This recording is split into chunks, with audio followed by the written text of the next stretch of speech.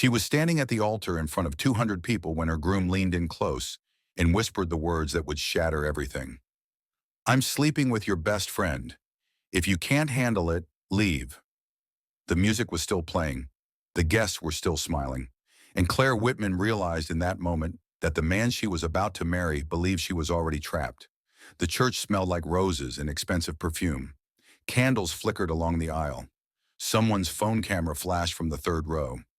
Everything looked exactly the way Claire had imagined it would for the past 8 months of planning. Her dress fit perfectly.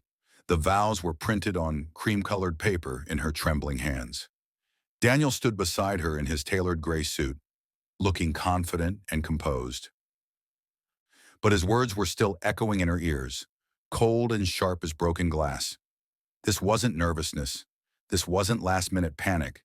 This was cruelty delivered with precision, at the one moment when he believed she couldn't fight back. And as the officiant began to speak, Claire felt her heart hammering so hard, she thought everyone in the room must be able to hear it. Hello, friends. Before we go any further into what happened next, welcome to our story. Before we start, please like this video and subscribe. Also, tell us in the comments where you are watching from. Florida, United Kingdom, maybe South Africa or Jamaica. We want to know. Because what you're about to hear is a true story about betrayal, courage, and the moment one woman decided that dignity mattered more than appearance. It's a story that will make you ask yourself hard questions. It's a story about what happens when someone believes your silence can be bought with shame. And it starts long before that wedding day, in a life that looked perfectly normal from the outside. Claire Whitman was 52 years old when she met Daniel.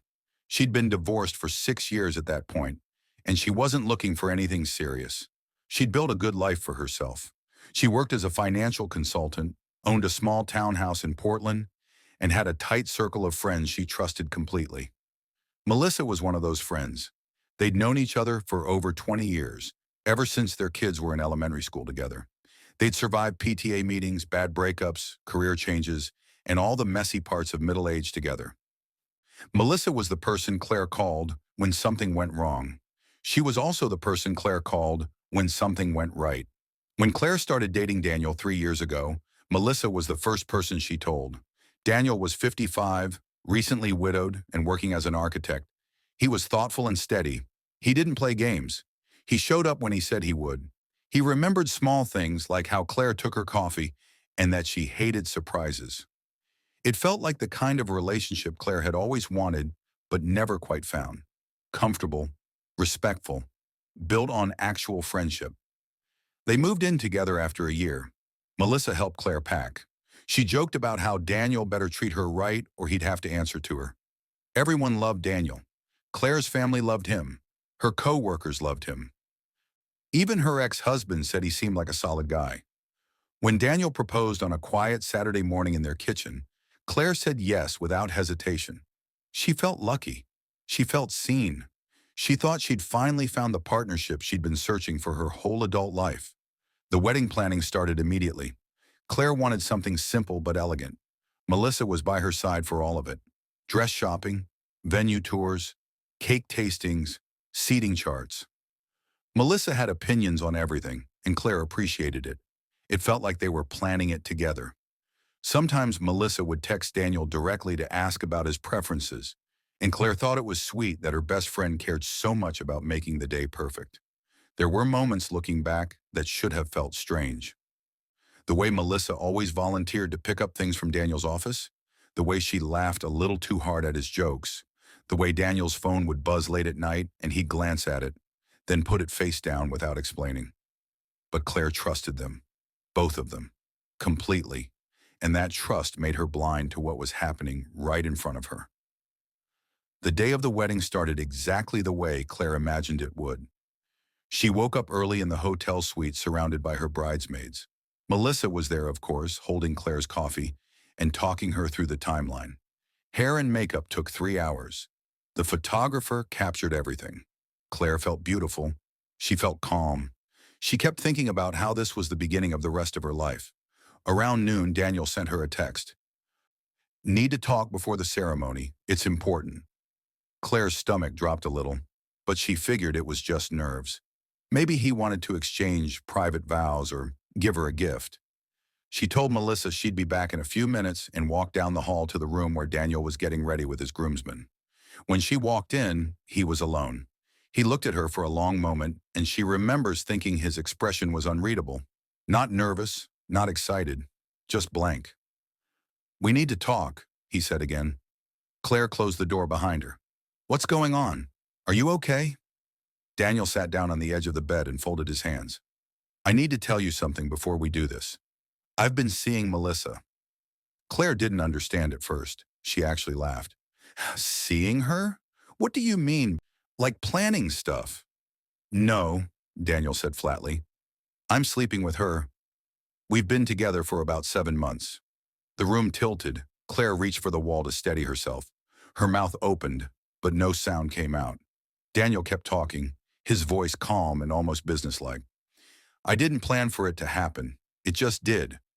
But I'm not ending it. I'm telling you now because I don't want to start this marriage with lies. You can accept it or you can walk away. But the ceremony starts in 20 minutes and everyone's already here." Claire felt like she was underwater. Everything sounded muffled and far away. "You're joking," she finally whispered. "You have to be joking." "I'm not," Daniel said. "And I need you to think carefully about what you're about to do. Your family flew in. My family flew in. We have 200 people waiting downstairs. The deposits are non-refundable. If you make a scene, you're the one who's going to look unstable. Not me. Not Melissa. You." Claire stared at him. She kept waiting for him to smile, to say it was some horrible prank, to take it back. But he didn't. He just sat there watching her, waiting for her to break. "Why are you even marrying me?" Claire asked, her voice cracking. Daniel shrugged. "Because I want to. I love you. This doesn't change that. People have arrangements, Claire. You're old enough to understand that." The word arrangements hit her like a slap. She turned and walked out of the room before he could say anything else. Her hands were shaking so hard she could barely hold her phone. She thought about calling someone, her sister, her daughter, anyone. But what would she even say? And Daniel was right about one thing. Everyone was waiting. The music had already started. Claire doesn't remember walking back to the bridal suite. She doesn't remember what she said to her bridesmaids or how she explained the look on her face. Melissa was standing by the mirror, adjusting her dress, and when she saw Claire, she smiled brightly. "There you are. We were getting worried. Everything okay?" Claire looked at her, really looked at her. This woman who had been in her life for 2 decades, who had held her hand through a divorce, who had celebrated every milestone with her, who was now standing there pretending nothing was wrong. "Did you know?" Claire heard herself ask. The room went quiet. Melissa's smile faltered. "Know what?" "About Daniel," Claire said. Her voice sounded strange, distant. Melissa's face went pale. For just a second, Claire saw it. Guilt, panic, calculation. Then Melissa recovered and shook her head quickly. "Claire, I don't know what you're talking about. Are you feeling okay? Do you need to sit down?" Claire wanted to scream. She wanted to grab Melissa by the shoulders and demand the truth. But her bridesmaids were watching, confused and concerned, and Claire realized in that moment that no one would believe her. Not without proof. Not when everything looked so perfect from the outside. So she swallowed the words and turned away. "I'm fine," she said. "Just nerves." The next 15 minutes were a blur. Someone handed her the bouquet. Someone else fixed her veil. The bridesmaids lined up. The music changed to the processional, and Claire found herself standing at the entrance to the church, her father's arm linked through hers. Staring down an aisle that suddenly felt a mile long, she could see Daniel at the altar. He was smiling, calm, confident, like he'd already won. Melissa was in the front row, hands folded in her lap, face serene. 200 people turned to look at Claire, their faces full of warmth and expectation. Her father squeezed her arm gently. "You ready, sweetheart?" Claire thought about running. She thought about stopping right there and telling everyone the truth. But then the voices started in her head, the ones that sounded like her mother, her aunts, every older woman who'd ever given her advice. "You're 52. How many chances do you think you'll get? People will say you're unstable, dramatic. that you ruined your own wedding. Maybe he'll change. Maybe it'll get better once you're married. At least you won't be alone. The shame was suffocating. Not shame for what Daniel had done. Shame for what people might think of her if she walked away. And that's when Claire understood what Daniel had been counting on. He knew her. He knew she was conflict avoidant. He knew she valued other people's comfort over her own. He knew she'd been taught her whole life that a woman's job was to keep things pleasant, even when she was bleeding inside. He thought that would be enough to keep her quiet. She started walking. The ceremony began exactly the way it was supposed to. The officiant welcomed everyone. He talked about love and commitment and partnership. Daniel took Claire's hands and smiled at her like nothing was wrong. Claire's heart was pounding so hard she thought she might pass out. Her hands were ice cold. She kept thinking about what would happen if she just said the vows, if she just went through with it. Maybe Daniel was right. Maybe this was just how things were. Maybe she could learn to live with it. The officiant began the traditional vows. Do you, Daniel, take Claire to be your lawfully wedded wife? I do, Daniel said smoothly. Do you, Claire, take Daniel to be your lawfully wedded husband? Claire opened her mouth. The words were right there. 2 syllables. I do. That's all it would take. But then she looked past Daniel and saw Melissa in the front row.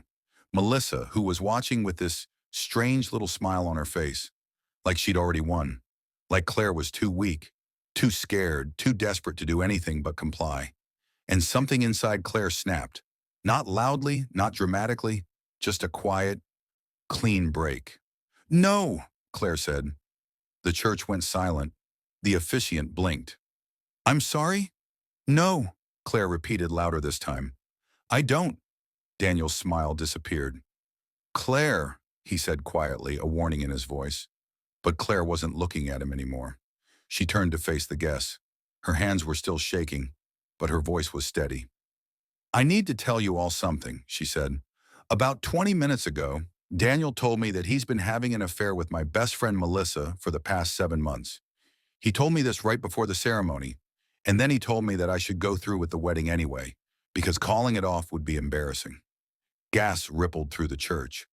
People turned to look at Melissa, who had gone completely white. Daniel grabbed Claire's arm. Stop it. Stop talking. Claire pulled her arm away. He told me that at my age I should be grateful, that people have arrangements, that if I made a scene, I'd be the one who looked crazy. And for a few minutes, I actually believed him. I actually thought maybe he was right. Maybe I should just accept it. Maybe I should just be quiet and grateful and pretend I didn't know. Her voice cracked, but she didn't stop. But then I realized something. If I stay quiet now, I'll be quiet for the rest of my life.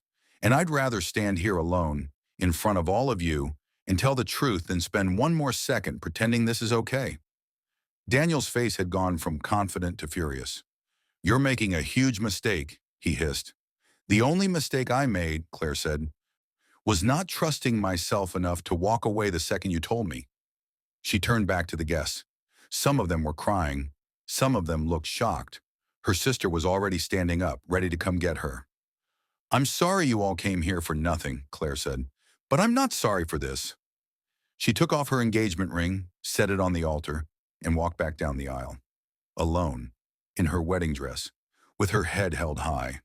The months after the wedding were some of the hardest of Claire's life, not because she regretted her decision, but because the fallout was brutal.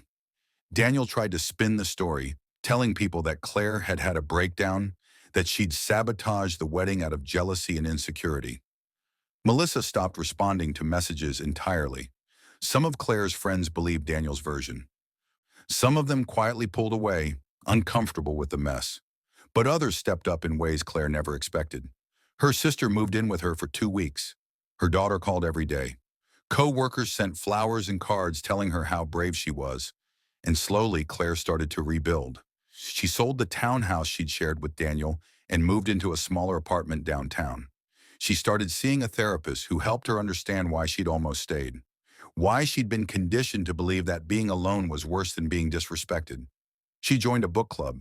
She took up hiking. She started saying no to things she didn't want to do, and yes to things that scared her. 6 months after the wedding, Claire ran into Daniel at a coffee shop. He looked tired, older. He tried to apologize in his own way, but it was full of justifications and excuses. Claire listened politely, then said, "I hope you figure out what you're looking for, but it's not my job to help you anymore." And she walked away. A year later, Claire was sitting in a park reading when a man sat down on the bench next to her. They started talking. Nothing serious, just small talk about the weather and the book she was reading, but it felt easy, honest, like the beginning of something that didn't require her to shrink herself to fit. Claire didn't know where it would go, and for the first time in her life that felt okay, because she'd learned something that day at the altar. Love that requires your silence isn't love, it's control. And dignity, once you reclaim it, is worth any amount of public discomfort, worth any loss. Worth walking away from everything you thought you wanted. Claire had walked down that aisle twice, once toward a man who didn't value her, and once away from him, toward herself. The second walk was harder, but it was the only one that mattered. So here's what I want to ask you. What would you have done in Claire's position? Standing at that altar, knowing everyone was watching, knowing the cost of speaking up. Would you have gone through with it to avoid the embarrassment? Or would you have walked away? And if you've ever been in a situation where you had to choose between protecting someone else's comfort and protecting your own dignity, how did you handle it? What did it cost you? Leave your thoughts in the comments. I really want to know, because stories like Claire's remind us that it's never too late to choose yourself. It's never too late to speak up, and it's never too late to walk away from something that's breaking you, even if the whole world is watching. If this story moved you, hit that subscribe button. We share real stories about real people facing impossible choices, stories that make you think, stories that remind you that courage doesn't always look the way we expect it to. Sometimes courage is just telling the truth when everyone wants you to stay quiet. Thanks for watching.